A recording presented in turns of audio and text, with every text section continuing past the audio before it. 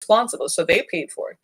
So we were like, well, you're going to put us in a hotel that is comparable to where we would be, right? But what about these folks who are caught up in these situations? No, no, nothing.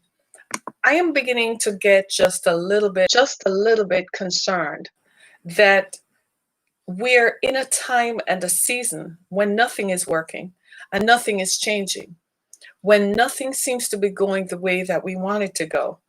And it's concerning because where is it going to go? Some of us have children who are due to be in college. They are either going back to school or this was their first year, this was their freshman year. And yet they're at home studying instead of being on a college campus, experiencing a traditional rite of passage into adulthood. This is not fair to them. It's similarly not fair to children. Just recently, a picture floating around on CNN.com where children who don't have internet access at home were outside of a Taco Bell to have online classes. They were sitting on the pavement outside of Taco Bell, accessing Taco Bell's free Wi-Fi, so that a Taco Bell location, so they could have online classes. The thing is, when you look at these things, you have to ask yourself, where's the leadership? If the kids can't go back to school, why aren't you making internet access free for everybody in a school district? Because the government continues to deny that there is a pandemic. And if they continue to deny that there is a pandemic, then they do not have to use resources to put there because they don't want to. They want the money to be available for themselves to use. All that money just sitting there, they're like, I can use it for whatever I want, to make contracts for whomever I want to give it to. That's what they're thinking. The second thing about it is that what promotes that kind of thought in leadership that makes them not want to do things to alleviate the burden and suffering on people. Where does that come from? It's called wickedness. It's just the heart of the ruler is wicked. They don't care about the people. They don't even care about the people who are immediately around them. They care about only their own gratification. I kind of think in a lot of ways, Christian evangelicals got caught up in their own teachings. 25, 30 years ago, they preached about the Antichrist. They preached how the Antichrist was going to rise up and he was going to rise up out of Russia and so on. But you have a leader who is very friendly with Russia right now. You have a leader right now who is displaying all kinds of symptoms that should make you very uncomfortable because you have a leader who does not care about his own people. But yet you preached about it and you supported this leader.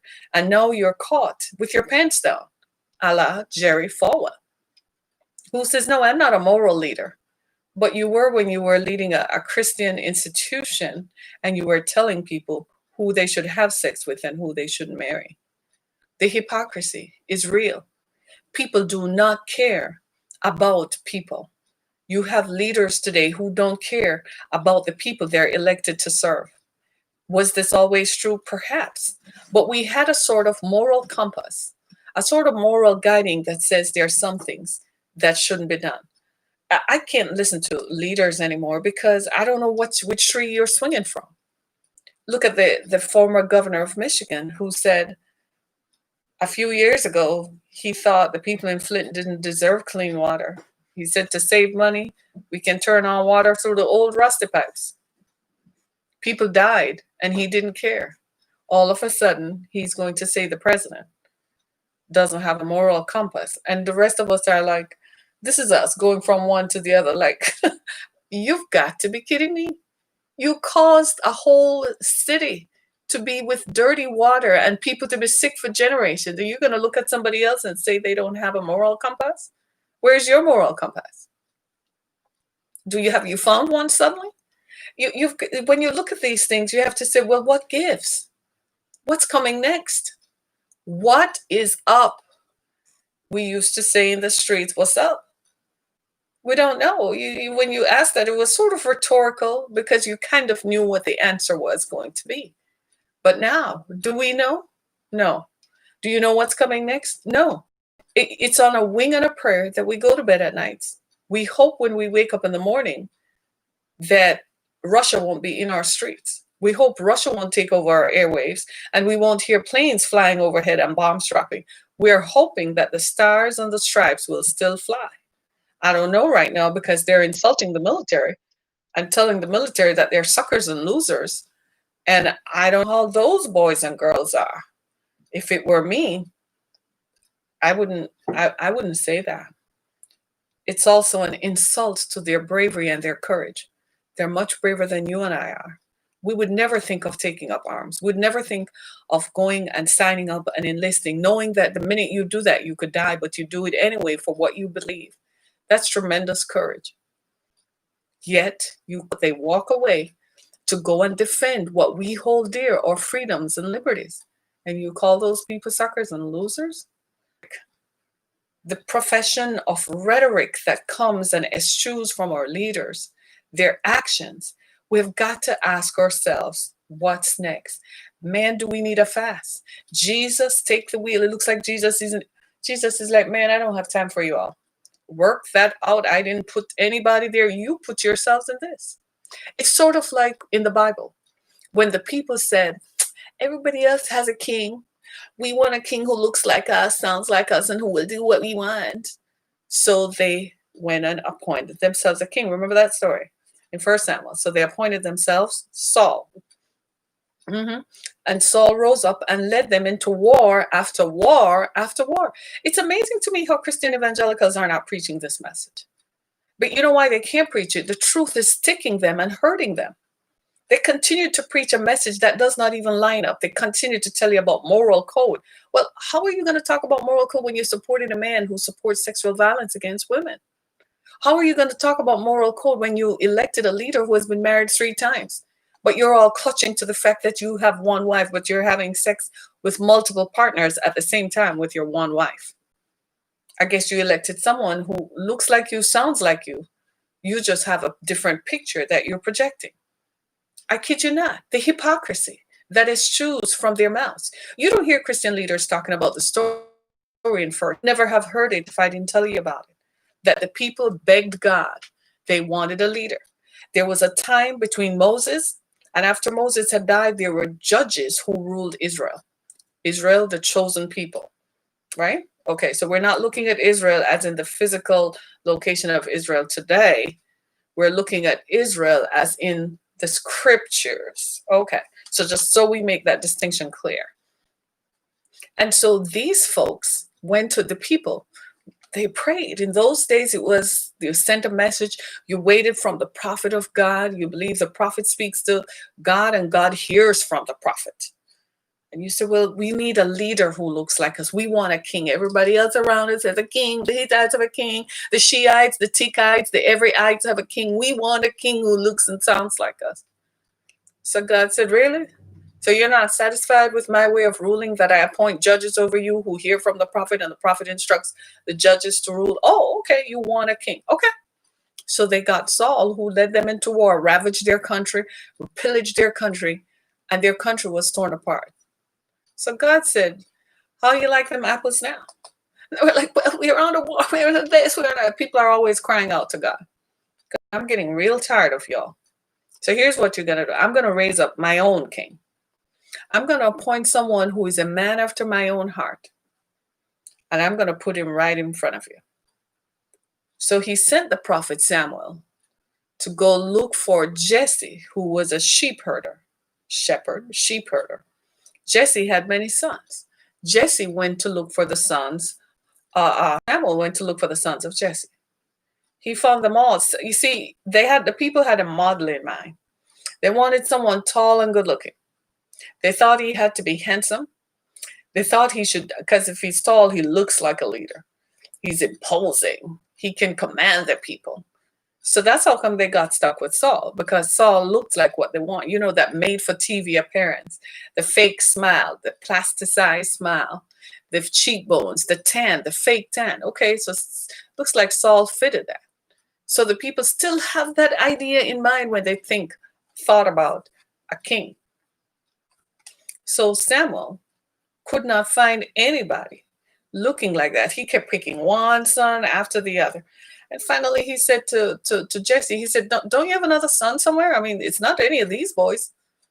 The Lord kept rejecting every one of them. And he said, yeah, I have one, but he's running wild out there. He's kind of like not really qualified. He plays with he mends the beers and keeps the lions away. And Samuel said, that's the one, bring him to me. When David appeared, he looked nothing like a king.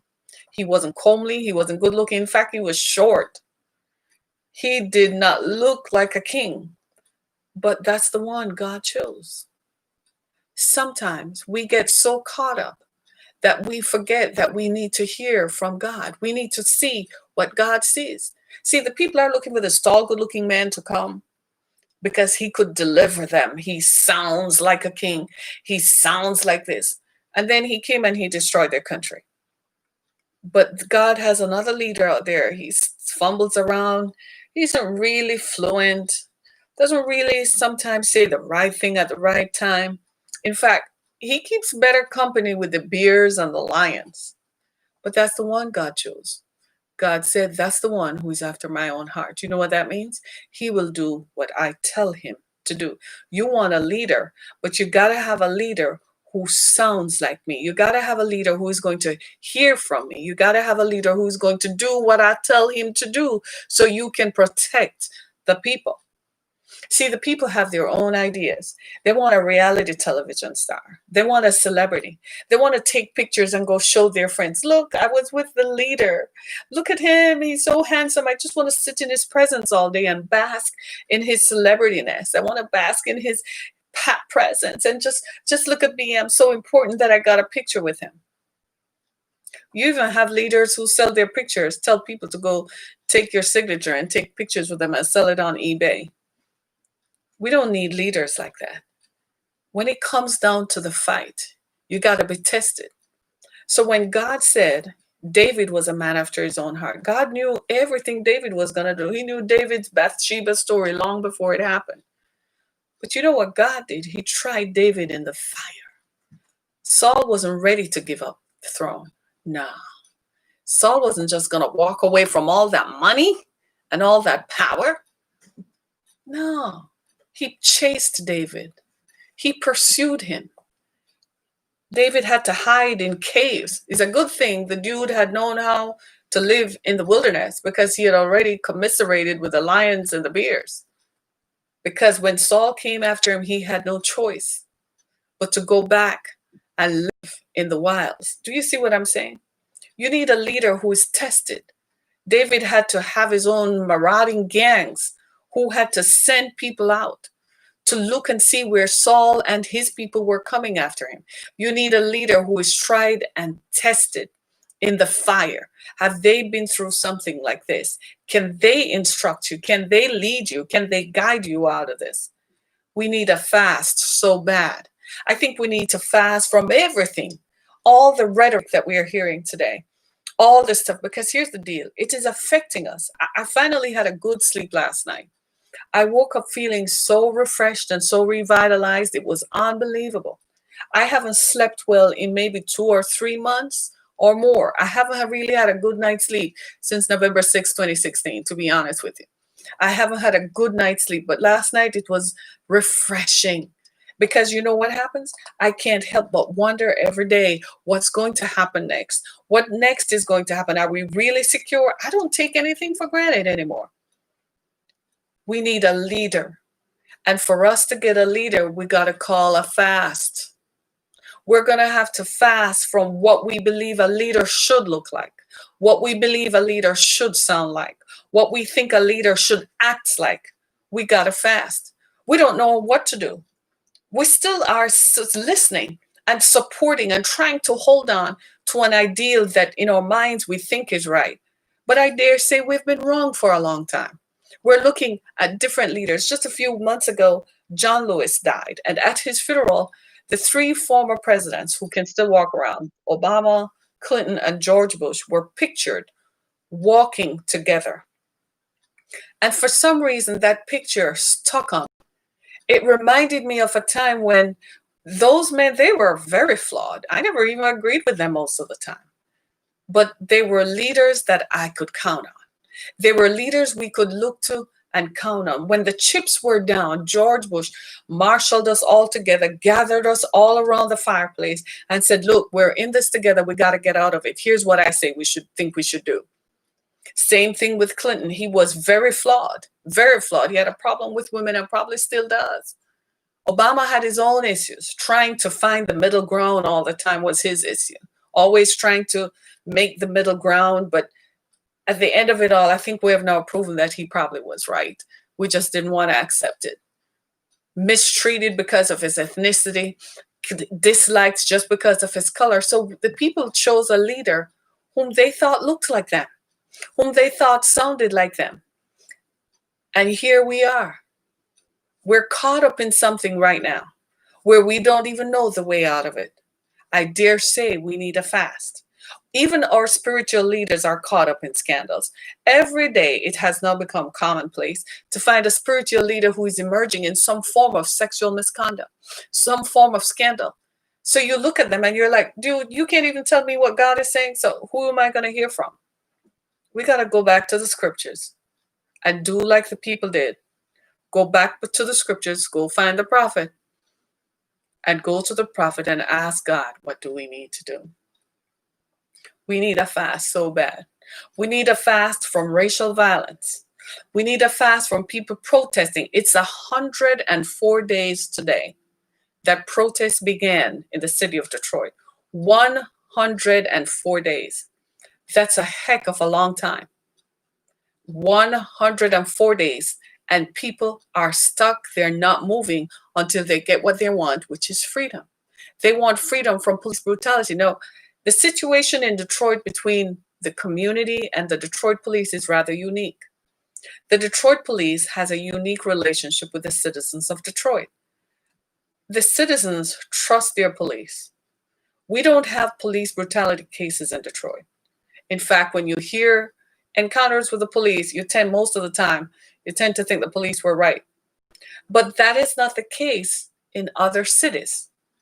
And what happens is we want to make sure that this is nationwide. So the people are demonstrating and protesting because they want to make sure what happens in other cities does not happen here. In other cities, like in Kenosha, that is 67% white, that frankly does not represent how America looks today. America is no longer 67% white. Yet Kenosha, Wisconsin is 67% white. So a white police officer felt he was empowered, that he could shoot a black man 7 times in his back and nothing, got away with nothing. How is that possible? Breonna Taylor was shot 5 times. They found 30 shell casings outside of her apartment. They finally released the crime scene photos. 30 shell casings, and she was shot 5 times in the hallway of her apartment because when the shooting started, she ran out of her bedroom to see what it was, and she was shot 5 times.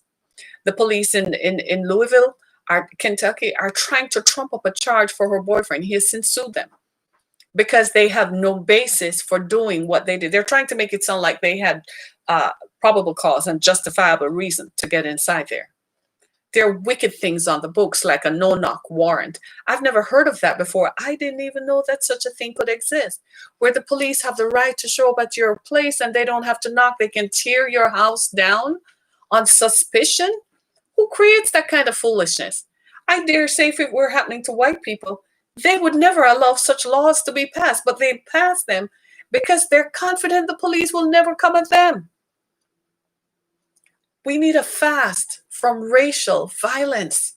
We need a fast from white supremacy. We need a fast from systemic racism. That is the root cause of all the problems we're seeing today. And this is a very uncomfortable conversation to have because we're split right down the middle because white people feel very comfortable in their interactions with the police and black people don't feel that way.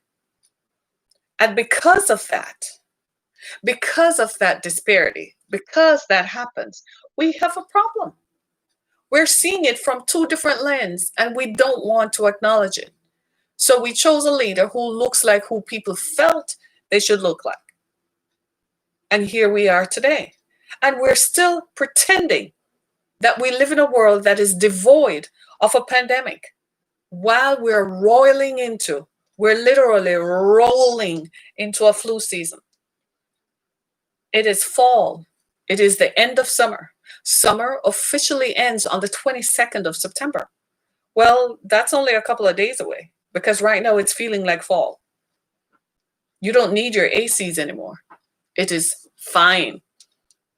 So, what is going to happen when the seasons change and our bodies have to reacclimate to change from summer into cooler weather and colder weather? What is going to happen to our most vulnerable populations or children? Do you realize that when children contract COVID-19, they end up with long lasting effects? It's almost like a plague. It's almost like we're setting the next generation up to have health issues that they shouldn't have had. Just this past week, the leader of a Big Ten university says that athletes within their conference who have had COVID-19 and who tested positive for COVID-19 are showing myocarditis. It's a heart condition. These are young athletes. It is not safe for them to play ball anymore. That the difference that it makes is being an elite athlete to average. We're running a test on our people so it makes their hearts not work. Are you seriously kidding me? And we have a leader who says there's no pandemic. We have a leader who says there's no systemic racism and racism does not exist. And they trot out their soldiers who are terrified. Their own soldiers who are terrified, who sit down in little focus groups, who continue to repeat the same narrative that is untrue, that there is no systemic racism when they themselves have experienced it. Frankly, when some of these Black people are speaking, they look terrified to me. I don't know about you. They're sweating bullets. They look so uncomfortable because they know they're lying through their teeth. And there is a price to pay for that. The price is abandonment. Herman Cain, who should have been celebrated by the Black community for his position and his attempts to become a Black president of the US. Herman Cain denied the pandemic existed. He denied that such a thing could happen, went to a rally and died 3 weeks later, died a month later. Without recognition, his family forever disparaged because he did not. That's the price that you're going to pay. That was the price Herman Cain paid. Maybe your price is going to be ostracization from your own community. Your own people will look at you and not recognize you. We can't continue like this. We need a fast. We need a fast from religious leaders who have turned their backs on the people. They ignore what is going on and continue to repeat the same negative, lying, manipulative language that there is no systemic violence, that the protesters in the streets should not be protesting. They even put up a picture of Martin Luther King a couple days ago to say that Martin Luther King did not loot, did not burn. That's not true. That is so not true. If they probably had done some stuff, maybe we would be in a better place today. Maybe we wouldn't have systemic violence. They marched non-violently and nothing was achieved. We still are fighting the same battles. And it is not true. They were beaten and hosed down. Then the violence was turned on them. That's why they probably responded the way they did, because the violence was turned on them. Today's reality is different. The violence has been turned on us, and a generation is saying, enough. We don't just need a fast. We need systemic change, and one of the ways to get it is to inquire of the Lord to find out what do we do. So we need a fast. We need a fast from religious leaders who have no moral compass, who have no bearing, who seem to have a disconnect between what they preach and how they act. There's a disconnect between how they live publicly and what they live privately. We need a fast from poverty that is driving people right now. We need a fast from job loss that is making people live in the streets. We need a fast from wickedness at the hearts of people. It's not just in our religious leaders. It's also in our civic leaders. You drive past families living on the street and you have empty houses they can occupy. We need a fast. We need a fast from people who know you are lying. It's like watching Hitler march all over again. Anybody read history? Hitler repeated a lie, created a lie, and repeated it over and over and over again until he had whole nations who believed in it, until he started a whole world war to defend a lie that he believed in. It ended badly for Hitler.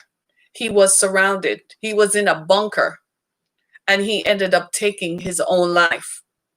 Because in the end, that's how it ends.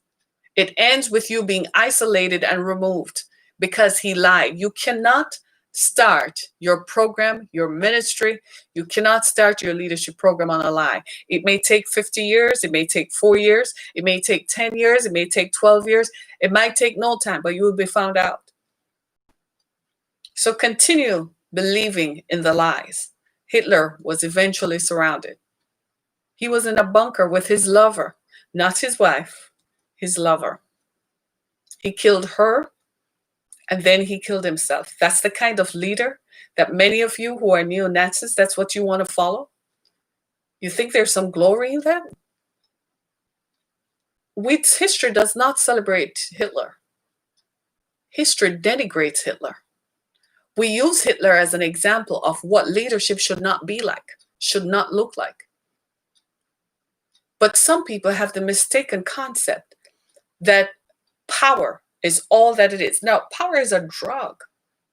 And power, I think it was George Orwell who said that power corrupts and absolute power corrupts absolutely. And it seems to me that Prince Machiavelli's teachings, he's ancient. Like this guy's over what, 400 or 500 years old, his teachings. A lot of people still subscribe to Machiavellian teachings. It's so Machiavellian what's happening today. It's unbelievable. Power corrupts, and absolute power corrupts absolutely. It could explain why God let David thirst for power. David, in order for, it took 33 years from the time that David was appointed king and was anointed king until the time he sat on the throne. 33 years. He spent the first 10 years running from Saul. The remaining 20 years was gathering his power base before he actually sat on the throne of Israel. We're in a rush to become kings and queens. We don't want to spend time learning governance from the local level all the way up to the national level. The most successful politicians are the ones who have traversed and navigated governance at every level. They understand how systems of government run, and they understand the most important component, people. They develop contacts and have people at every level to make sure that they can rule. You don't just arrive and rush into it and it becomes a success. Barack Obama was a community organizer for years before he even ran and became senator of Illinois. By the time he became senator, he was already well known in the community, organizing. Hello. Nobody gets to be king and not be trained. Even in feudal times, from the day a male child was born, he was trained to be king.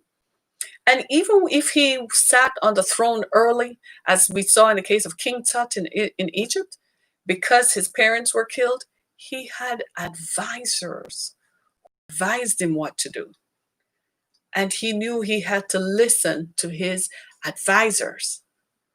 How can you run without advisors? Who are you going to listen to?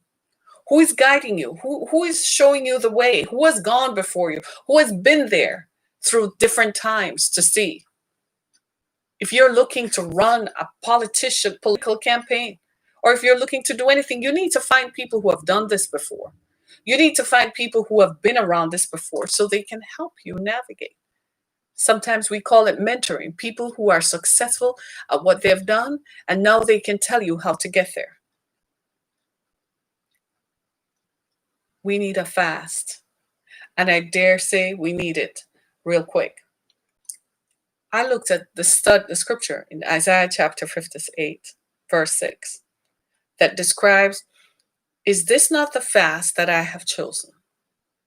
To loose the heavy bonds, to loose the bonds of wickedness, and to let the oppressed go free. Right now, we're a nation that is under oppression. We're under oppression of fear. We're under oppression of poverty. We're under oppression of homelessness. The gap between the rich and the poor is continuing to widen. It seems to me that after World War II, countries worked together to make sure that the gaps between the poor, the middle, and the rich, there were enough gaps so people could feel the ascendancy. Over the last 10 years, that gap is widening. We have so many billionaires in America now. Do you know how we created a system of billionaires? We stopped taxing people. So the more money they made, they never had to pay taxes. So they kept making more and more money. That's what creates billionaires. They don't pay taxes. So all the money they make, they don't pay taxes on it. If the billionaires are not paying taxes, then how are we going to live? We can't continue to create oligarchs and billionaires. Then they will, at the whim of Elon Musk, we exist. At the whim of Jeff Bezos, we exist. At the whim of Bill Gates, we exist. Warren Buffett recently turned 90 years old. And when they turn 90, you start looking at longevity. Warren Buffett has been around a long, long time. He's been a steady hand. But he's not going to be here forever. When he's gone, he's gone. The people who supported him and believed in him when he's gone, they will not. They're probably going to join the billionaire class and say, you know what? It's all about me and what I want to make. We can't really exist like that. We can think like that, but it's not realistic. It's not reality. The reality is when we think like that, we're going to create a Hunger Games kind of world where people are going to be so poor. There are going to be millions of people homeless on the streets. You think you need to worry about counting ballots this election? You need to worry about not finding people to vote because they have moved and they're dislocated. And when people are dislocated, they feel disconnected. And when they feel disconnected, ain't nothing good is ever going to come out of that. We got to get our people back. If we want to preserve the way of life that we currently have right now, the thing to do is to get our people back. We need to get people back to work. We need to get people back in their housing. Give them work so they have some dignity and they feel they have some autonomy over choosing. And we need to start holding billionaires accountable. Start paying some taxes, dude. I think I'd like you if you paid some taxes. We can't have one person making 200 billion, almost $1 trillion net worth, and then the next person has nothing. It's not admirable. I recognize that America is controlled by a group of people, a privileged group of people, a group of people who are in business, a group of people who are in the media, and a group of people from the military. That's who runs America. So it's business, media, and the military, and a group of politicians. They run America. So they decide every year who gets to run the country. They get to decide who they put in power. I think they learned a lesson this time. You can't control anybody. You saw one guy, you liked his looks, you like how he sounded, you're like, yeah, give a reality star about time. We never learned anything from Ronald Reagan. Ronald Reagan wrecked the economy. We never learned anything from Arnold Schwarzenegger. He was a celebrity too. He wrecked California. He did nothing. You can't just like a person and like their personality. You have to look at their record. That's what the people of Israel, they never did. They never really knew Saul. They just liked how he looked. And Saul led them on wars that ravaged their country. They were poor and poverty and hungry and homeless and sent all their young men into war. God had to raise up another king. The one whom God chose, that's the one who was persecuted. That's the one whom they lied on, they made funny jokes about, pursued him till he hid in caves. But in the end, he got the victory. We don't have 33 years. We barely have 33 days. But this one thing I know, we need a fast, and we need it now. Thank you so much for listening this morning on this edition of Down to Earth. My name is Harriet Kimmick. Thank you so much for joining me. My book, Through the Fire, is available on Amazon.com and BarnesandNoble.com. I encourage you to get a copy of my book, Through the Fire. I'm a writer and speaker, as well as go to my website, harrietkimmick.com, for more information on myself, and visit my pages on Anchor FM, Spotify, Apple Podcasts, Google Podcasts, and wherever is your favorite podcast platform. Thank you so much for listening. You can stream us on iHeartRadio. Thank you so much, everybody. Enjoy your holiday. We need a break, and we need a fast, and we need it quick. Thanks so much, everybody. Be blessed.